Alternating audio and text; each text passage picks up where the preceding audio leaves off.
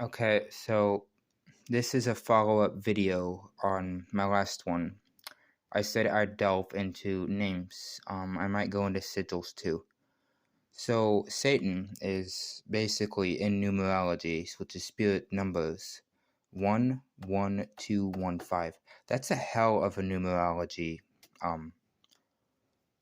compilation. That's a hell of a combination for numbers. It's almost flawless. It's actually amazing. None of these actually have bad aspects, other than a few here and there. I mean, nothing's perfect. If you look at the metaphor behind Saul and Paul, a bunch of things. Those metaphors have gone into them already. Positive, independent, creative, courage, leadership, individual, ambitious, inventive, and goal-oriented. I could go on about every aspect the numerology gives this name, but I won't. These are just some of the ones that stood out. That does not say evil. See, if you're believing everything you're told, then you're basically already brainwashed and you have lost. But I will go into sigils. Now, Samael means God has heard. I looked into that. It's in the last one. I'm following up on that. Now, they called him Samael. God has heard. How do I see that? In one of my videos, I talked about how to properly tap into your darker half. Now, if you look at it, the judge in a court of law has the voice and authority to pass on justice. So, God has heard. A judge has the voice to pass along justice. Now, what did I talk about in tapping into your darker half in the right way to turn your darkness into light? Tap into it in the right way. Seek justice, not revenge. So, technically, the way I see this, he is not evil. He punishes evil, depending on perspective. If it's necessary.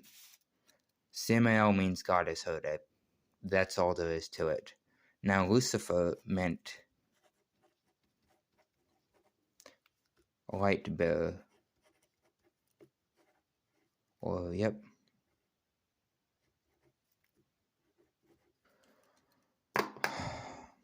There's not much more to this. If we look into the sigils, I mean, this is a very open and shut video. It's not going to be much. Now, I can't draw it upside down without actually drawing it upside down. I'm kind of an idiot in this aspect. Now, the upside down pentagram is actually the sigil of the Baphomet, not Satan. That's the Baphomet. If you actually look into paganism, that's the Baphomet. Lucifer's sigil or seal, whatever people prefer to call it, this is his actual symbol.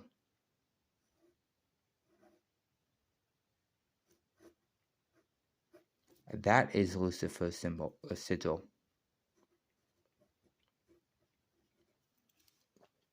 So, for people to say that this is of the devil, you are the devil because you have a darker half, you are human. That's Lucifer, that's the Baphomet. It's that simple. There's not much more I can really say to it, but I will follow up on a perspective. They say God is merciful, he understands how Lucifer, Satan, is deceiving us into believing he doesn't exist, or whatever he can do to drag us to hell. Okay, well, if an atheist has been blinded and deceived into believing God doesn't exist, does that show mercy if they're cast down for eternal damnation because they've been deceived? If he's merciful and forgiving about that? Chances are most of you will say no. That does not show mercy whatsoever if an atheist saw it that way. I mean, I'm almost losing focus because my brain is absorbing more and more knowledge. It's just coming. It's a natural ability when I shoot videos. That's the saddest part, is there's the biggest contradiction. If we're deceived by false light, we should have the mercy to not be cast to eternal damnation. Now, if you look into it this way, hell, right? Do you know where they derive the word hell from? Because before Christianity was a thing, there was a goddess, same name, spelled differently, with one L, hell.